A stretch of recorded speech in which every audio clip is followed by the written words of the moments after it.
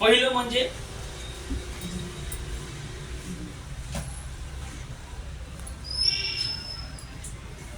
लोकांना कसे आणायचे, बरोबर. तर लोक आले तर नेटवर्क बिल्ड होणार आहे. मग सगळ्यात पहिला मुद्दा आहे की लोकांना कसं आणायचं आपण. आणि दुसरा मुद्दा आहे, जर लोक आले तर टीम बिल्ड कशी करायची.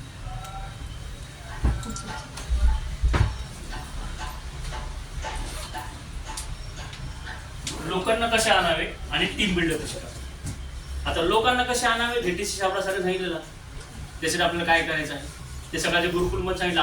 आज किती झालं गुरुकुल पाहिलं बरं. 1 2 ताईने पाहिलं, सरांनी पाहिलं. तर लोकांना कसं आणावं या संदर्भामध्ये डिटेलमध्ये TC सापडा सर सध्या रोज सांगतायत त्यांच्या सकाळच्या सेशनमध्ये. ते जर का आपण फॉलो केलं 100% तर लोकांना कसं आणावं हा विषय आपला राहत नाही. दुसरा विषय आहे की टीम बिल्ड कशी करावी. कारण जर आपल्याला RCM मध्ये नेटवर्क उभं करायचं असेल तर सगळ्यात महत्त्वाचा मुद्दा आहे आलेल्या लोकांमधून टीम कशी तयार करावी. आता इथे विषय काय होतो, मला टीम बनवणं एक गरजेचं आहे का, म्हणजे टीम बनवणं गरज आहे का आपली. नाही, टीम बनवणं कंपल्सरी, गरज नाही, कंपल्सरी आहे. RCM मध्ये नेटवर्क मध्ये टीम बनवणं कंपल्सरीच आपल्याला. जर टीम बनवली नाही तर RCM मध्ये जी अचिव्हमेंट पाहिजे ती मिळणार नाही. म्हणून आपल्याला RCM मध्ये टीम बनवणं आपली गरज नाही, टीम बनवणं हे कंपल्सरी आहे आपल्याला. त्यामुळे आपल्याला टीम या 100% याच्यावर फोकस करायचं आहे. मग तर टीम कोणाकोणाची बिल्ड आहे आपल्याकडे जर आपण पाहिलं तर कानपूर सरांची टीम बिल्ड आहे. आज कानपूर सर आहे की आज, पण कानपूर सरांचं काम होऊ लागलं ना. सरांनी शॉप टाकली, सरांनी 6 लाख मला भरला. सरांचं काय रोल त्याच्यामध्ये आणून योगदान 1 रुपया तरी दिला. सरांनी काही कर्ज काढून दिलं तुम्हाला नाही, पण सरांनी जे नेटवर्क तयार केलं मागच्या काही वर्षामध्ये त्याचा परिणाम असा आहे की आज सर नसतानाही सरांचं काम होऊ लागलं. बरं सर जिवंत आहे बरं का, सर गेल्यानंतर तरी पण सरांचंच काम होणार, राईट. हे सगळं कशामुळे आहे, या टीममुळं आणि टीममुळे तयार झालेल्या नेटवर्कमुळे. त्यामुळे आपलं टीम बिल्ड करणं हे कंपल्सरी आहे जर आपल्याला याच्यामध्ये सक्सेस मिळायचं असेल तर. नाही तर एकच सामान घ्यायचं, सामान वापरायचं, सामानात तेवढा फायदा घ्यायचा, हा दुसरा पर्याय आहे. पण आपण सगळेजण या ठिकाणी मोठं काम करायचं आलो. आपलं टीम बिल्ड करणं सगळ्यात महत्वाचं आहे. आणि म्हणून या ठिकाणी काय म्हटलेलं आहे, एक शब्द म्हटलेला आहे, बिग टीम बिग सक्सेस. माझं बिग टीम बिग सक्सेस, तर स्मॉल टीम आणि नो टीम नो सक्सेस. सरळ सरळ. आता आपल्यावर डिपेंड आहे आपल्याला कोणत्या फॉर्म्युला काम करायचं, बिग टीमवर काम करायचं, स्मॉल का नो टीमवर. तर बऱ्यापैकी आपण जे आहोत या ठिकाणी याच्यामध्ये स्मॉल टीम. आणि म्हणून याचं सुद्धा जे सक्सेस आहे ना स्मॉल सक्सेस आहे. आणि हे आपल्याला नको, कारण सध्या लोक आपल्याकडे बघू लागले की हे एका कामाच्या मागे लागलेले, आता बघू यांचं काय होऊ लागले. आणि बऱ्याचदा आपल्याला प्रश्न येतो तुझं काय नाही, तू तर बऱ्याच दिवसापासून आहे, तुम्हाला काय सांगते, तुम्हाला काय सांगतो, तुझं काय सांग पहिले. तर आपल्याला इथं पोहोचायचं. आणि त्यांचं चुकत नाही, त्यांचं बरोबरच आहे. कारण इतक्या दिवसापासून जर का आपण एक झेंडा घेऊन चाललेलो आहे, जसं आता सध्या सुरू आहे, एका पक्षात झेंडा घेऊन गेला त्याला तिकीट नाही भेटला, तुझं काय रे 5 वर्ष तू झेंडा घेऊन फिरून आला. सेम आहे आपलं, काही फरक नाही. त्यामुळे आपल्याला बिग टीम याच्याकडे फोकस करायचं आहे, कारण आपल्याला पाहिजे बिग सक्सेस.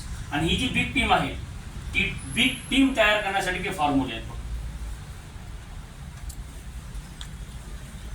आता आणखी एक मुद्दा या संदर्भात बिग टीम मधलाच, की जसं आपण फील्डवर जातो, फील्डवर गेल्यानंतर आपण बऱ्याच लोकांना भेटतो. बरेच लोक म्हणतात ते RCM का, ते 3 काळी बॅग त्याच्या 3 शर्ट पीठ पॅन्ट पीठ असायचे, मी घेतलेलं आहे आणि काही होत नाही, मी करून पाहिलं. बरेच जण म्हणतात मी लय मोठं फसलो, मी त्याच्यामध्ये मी बरेच वर्ष केलं, त्याच्यात 1 रुपया मिळत नाही, मी त्या ठिकाणी माझा वेळ वाया गेला.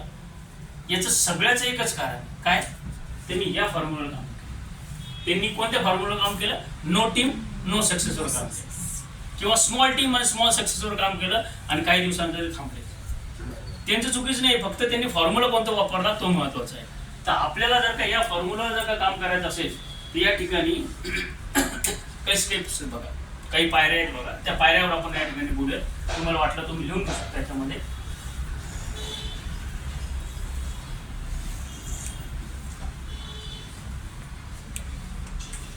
बघा, एक पहिली पायरी आहे टीम बिल्डिंग मधली, ते पहिली ती म्हणजे भीड खरी करणं.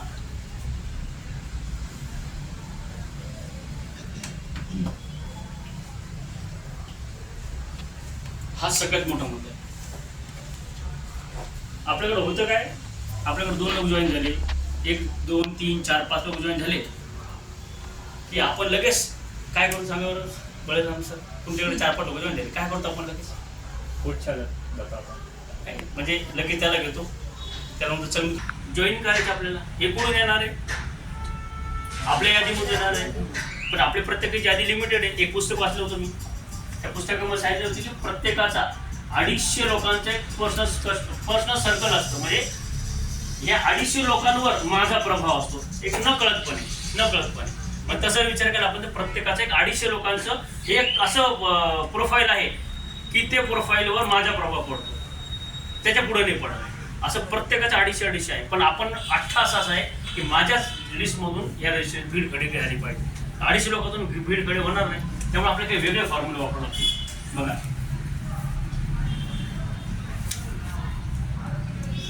आता या भीड खडी करण्यामधला एक महत्वाचा मुद्दा असा आहे की मी जे तुम्हाला पण प्रश्न विचारेल की आरसीएम मध्ये आपण बिझी आहोत का?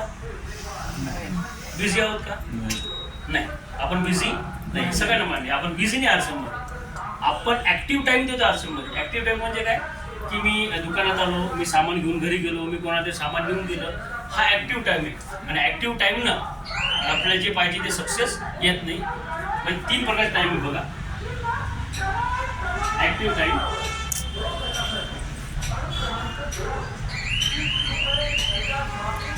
प्रोडक्टिव्ह टाइम आणि तिसरा जो टाइम आहे तो आहे डेव्हलपमेंट टाइम.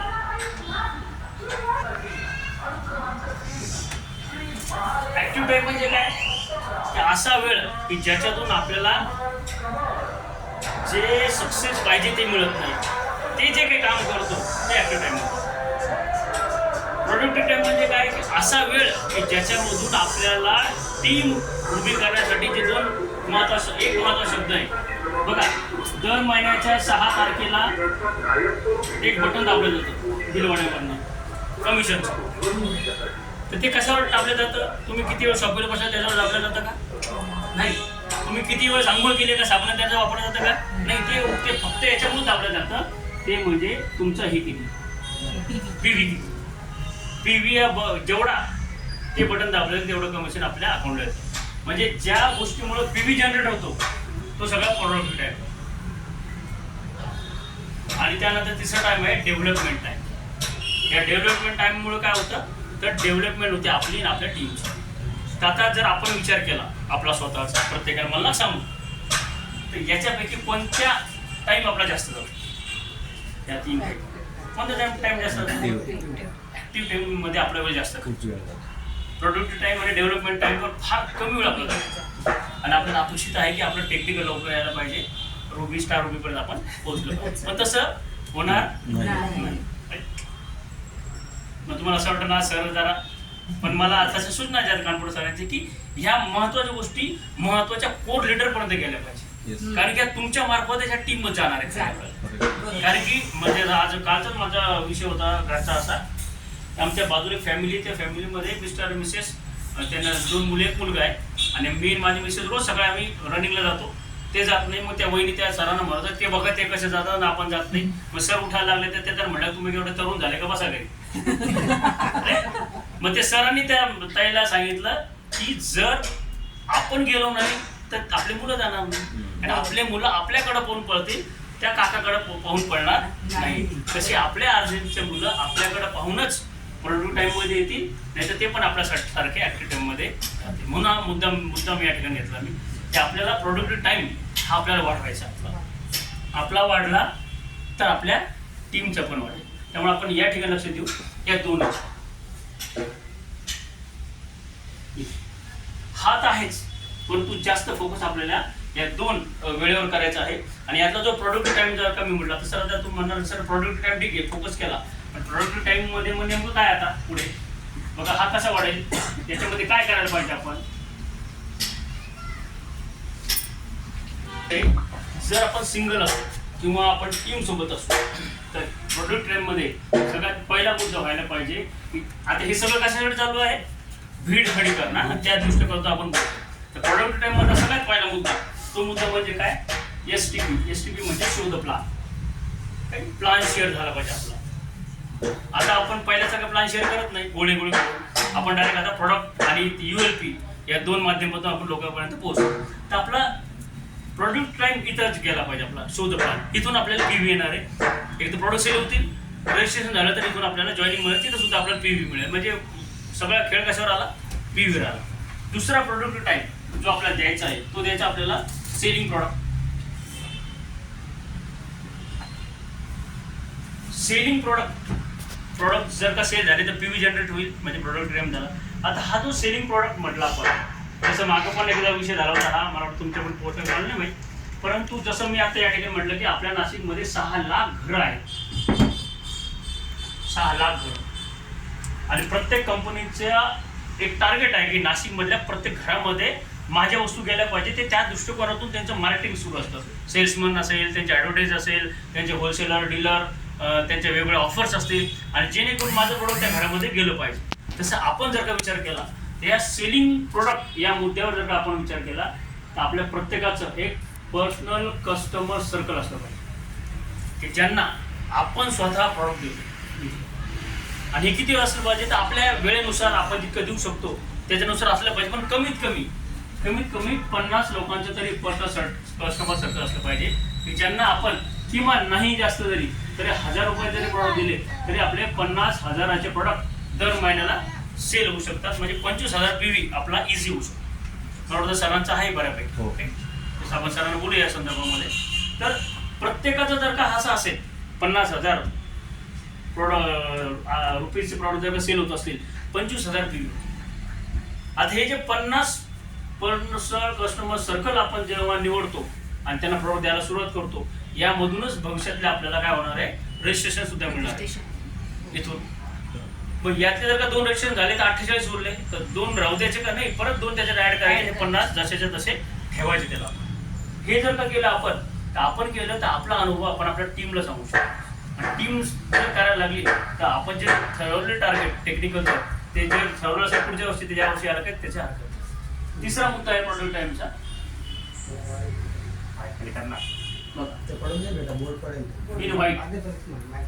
इन्व्हिटेशनचा जो वेळ देतो तो सुद्धा आपला कोणता आहे, प्रोडक्ट टायमचा आहे. कारण इन्व्हिटेशन दिल्यामुळेच आपल्या प्रोडक्ट सेलिंग किंवा शोध प्लॅनसाठी लोक येतील. मग हा इन्व्हाइट कशासाठी इन्व्हाइट आहे, सेमिनारसाठी इन्व्हाइट असेल, आजच्या मीटिंगसाठी इन्व्हिटेशन असेल, झूम मीटिंगसाठी इन्व्हिटेशन असेल, या सगळ्या इन्व्हाइटसाठी दिलेला वेळ तो म्हणजे आपला प्रोडक्ट टाइम आहे. चौथी गोष्ट म्हणजे ती आहे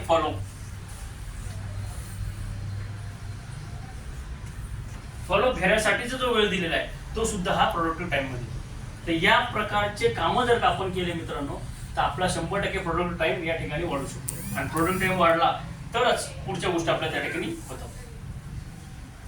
त्यानंतर पुढचा जो टाइम होता डेव्हलपमेंट टाइम.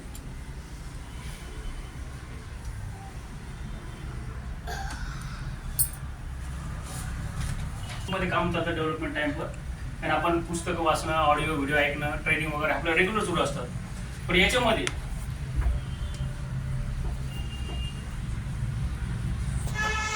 म्हणजे बऱ्याचशा गोष्टी त्या शॉर्टकट पण देतो मी, त्या बऱ्याचशा आपल्या नेहमी होतात. लिस्ट बनवणे,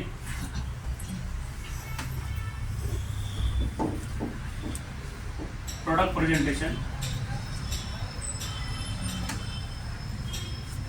होम मीटिंग मास्टर, गुरु बोल, या सगळ्या गोष्टीचा जो वेळ देतो तो आहे आपला डेव्हलपमेंट टाइम.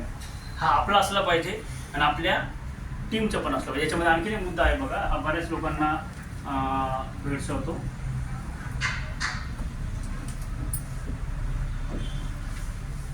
ऑब्जेक्शन हँडलिंग हा सुद्धा एक सेपरेट विषय आहे जो आपण अंडरस्टँड करून आपल्या टीमपर्यंत हा पोहोचू शकतो. बऱ्याच ठिकाणी ऑब्जेक्शन येतं, मग ते ऑब्जेक्शन हँडल कसं करणार आपण. जसं आता मला परवा दिवशी एक ऑब्जेक्शन आलं होतं.